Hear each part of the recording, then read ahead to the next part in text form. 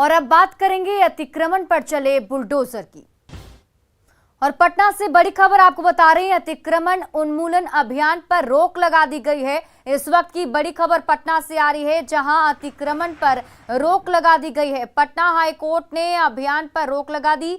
घरों को तोड़ने पर अभी रोक लगा दी गई है। हाई कोर्ट की तरफ से 2 दिनों के लिए ये रोक लगाई गई है और इस पूरे मामले पर अगली सुनवाई 6 जुलाई को होगी। साथ ही कोर्ट की तरफ से यह भी कहा गया है गिरफ्तार लोगों को छोड़ दिया जाए, इसके आदेश भी जारी किए गए हैं। नेपाली नगर के गजेंद्र कुमार सिंह ने याचिका दायर की थी, जिस पर सुनवाई करते हुए कोर्ट ने अतिक्रमण पर रोक लगा दिया है। हटाने का काम है, और मशीनों को मंगाया गया है। यहाँ पर राजीव नगर जमीन विवाद से जुड़े मामले पर पटना हाईकोर्ट से इस वक्त एक बड़ी खबर आ रही है। खबर यह है कि पटना हाईकोर्ट ने अतिक्रमण उन्मूलन अभियान जो चलाया जा रहा है जिला प्रशासन की तरफ से, उस पर स्टे लगा दिया है और ये स्टे अगली सुनवाई यानी कि जो 6 जुलाई को होनी है उस दिन तक के लिए स्टे लगाया है। और साफ तौर पर जस्टिस संदीप कुमार की एकल पीठ ने ये फैसला सुनाते हुए ये कहा है कि जब तक इस फैसले पर सुनवाई नहीं होती है तब तक के लिए इस मामले पर स्टे लगा रहेगा और ये जो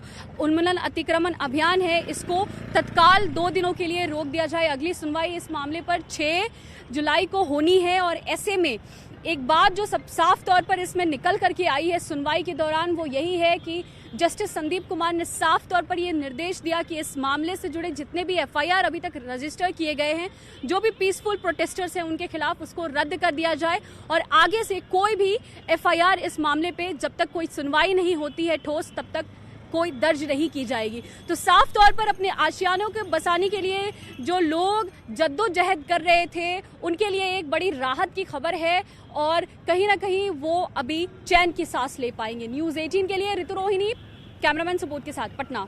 और इसी बीच रांची से बड़ी खबर आपको बता दें, बीजेपी के पूर्व विधायक पर हमले का मामला है, जिसमें मामले की जांच अब एनआईए करेगी। गुरुचरण नायक पर हमला हुआ था। नक्सली हमला पश्चिमी सिंहभूम के गोइलकेरा में हुआ था, जिसकी जांच अब एनआईए करेगी। केस को एनआईए ने टेक ओवर कर लिया है। केस में 1 करोड़ का इनामी मिसिट बेसरा आरोपी बताया जा रहा है। 9 संदिग्धों को आरोपी बनाया गया है। समस्तीपुर में हत्या से नाराज लोगों ने सड़क जाम कर हंगामा किया। लोगों ने सड़क पर आगजनी की और पुलिस के खिलाफ नारेबाजी भी की। प्रदर्शनकारी मृतक अमित के हत्यारों की गिरफ्तारी के साथ ही उसके परिजनों को मुआवजा देने की मांग कर रहे थे। समस्तीपुर में आज सुबह मुफस्सिल थाना के सिलौत गांव के पास एक युवक को गोली मारकर हत्या कर दी गई, जिसके बाद अब इसका आक्रोश मथुरापुर मगरदही घाट पर यहाँ पर बरपा है और लोगों के द्वारा आगजनी कर यहाँ पर पुलिस प्रशासन के खिलाफ नारेबाजी की जा रही है और अपराधियों की गिरफ्तारी की मांग किया जा रहा है। बताते चले कि लगातार समस्तीपुर जिले में एक के बाद एक हत्या के वारदात हो रहे हैं और पुलिस किसी भी मामले का खुलासा अब तक ठीक ढंग से नहीं कर पाई है। यहाँ पर जो लोग हैं उनसे हम जानना चाहेंगे क्या कुछ मांगे हैं, किस मांग को लेकर के ये जान रहे हैं। फिलहाल तो हम लोग का मांग है जो अपराधी है उसको अविलंब गिरफ्तार किया जाए, क्योंकि समस्तीपुर में 1 महीना में कितना को गोली मारा गया है, आज तक प्रशासन इधर से कोई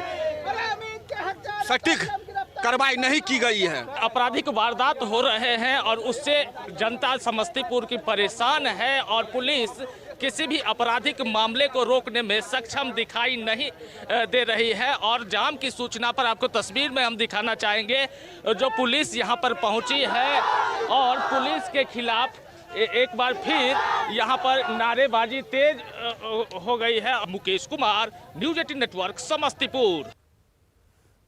खबर सहरसा से है, जहां नेपाल में हो रहे बारिश के कारण नदियों के जलस्तर में उतार चढ़ाव जारी है। कोसी नदी सलखुआ प्रखंड के बगेवा गांव सहित कई गांव में कटाव कर रही, जिससे सैकड़ों एकड़ जमीन नदी में विलीन हो रही है। उपजाऊ जमीन के कटाव ने लोगों की परेशानी को बढ़ा दिया। कटाव ने किसानों की परेशानी को और भी ज्यादा बढ़ा दिया है, जिससे उनके सामने जीविका चलाने का संकट खड़ा हो गया है। कटाव से पीड़ित किसान सरकार से कटाव को रोकने और मुआवजे की मांग कर रहे हैं। बहुत समस्या हम लोग की परिवार यही से चलती। हम लोग का पूरे जो है परिवार का भरण पोषण इसी से चलता है, लेकिन सरकार की ओर से कोई मदद मिलने की गुंजाइश नहीं। इसीलिए हम लोग दर दर ठोकर खा, ना कोई ऊंचा स्थान मिले, न सरकार की ओर से कोई राहत मिल रही है। तो ये कब से कट ऑफ जारी है? करीब 8 दिन से लगातार जारी है भीषण कट, जिसको देखने के लिए कोई SDO DM पदाधिकारी कोई नहीं आए। नोरों से कटाव हो रहा है, अभी तक कोई ने विधायक ने PML आया है। हम लोग को जो भी फसल उसल था सब कट गया, खेत जिसमें बसे थे वो भी कट गया। ऐसे मियाँ जागीर और पिपरा की तरह भी का हम लोग भी कट जाएंगे तो हम लोग को भी डर डर के लिए ठोकर खाना पड़ेगा। ऐसे MP विधायक के लिए वोट देना भी बेकार है। न अभी तक कोई झांकने के लिए आया है। प्रशासनिक अधिकारी कोई आए हैं कट ऑफ देखने तक? नहीं, अभी तक कोई सुनिए नहीं रहा है, तो अभी देखने के लिए क्या आया है। एनडीए की तरफ से राष्ट्रपति चुनाव के लिए समर्थन जुटाने की कवायद तेज हो गई है। इसे लेकर एनडीए उम्मीदवार द्रौपदी मुर्मू कल पटना आएंगी। बीजेपी की तरफ से पटना पहुंचने पर उनके भव्य स्वागत की तैयारी है। बीजेपी नेता जीवेश मिश्रा ने प्रेस कॉन्फ्रेंस कर बताया कि द्रौपदी मुर्मू सुबह 10 बजे पटना पहुंचेंगी और पटना के होटल मौर्या में आयोजित कार्यक्रम में एनडीए नेताओं से मुलाकात के बाद 1:30 बजे वापस लौट जाएंगी। जीवेश मिश्रा ने बिहार के सभी दलों से द्रौपदी मुर्मू को समर्थन करने की अपील की है। हम उम्मीद करते हैं, हम अपेक्षा रखते हैं, हम आपके माध्यम से अपील करते हैं, मानवर तेजस्वी यादव जी को भी नेता प्रतिपक्ष हैं बिहार के अंदर, उनसे हम अपील करते हैं, सभी हम कम्युनिस्ट पार्टी के अपने बिहार के नेताओं से अपील करते हैं कि देश के इतिहास में ये पहली बार किसी आदिवासी महिला को ये सम्मान मिलने जा रहा है। उसका आप विरोध न करें, उसका आप समर्थन करें, और जो ये पहली बार देश में चमत्कार होने जा रहा है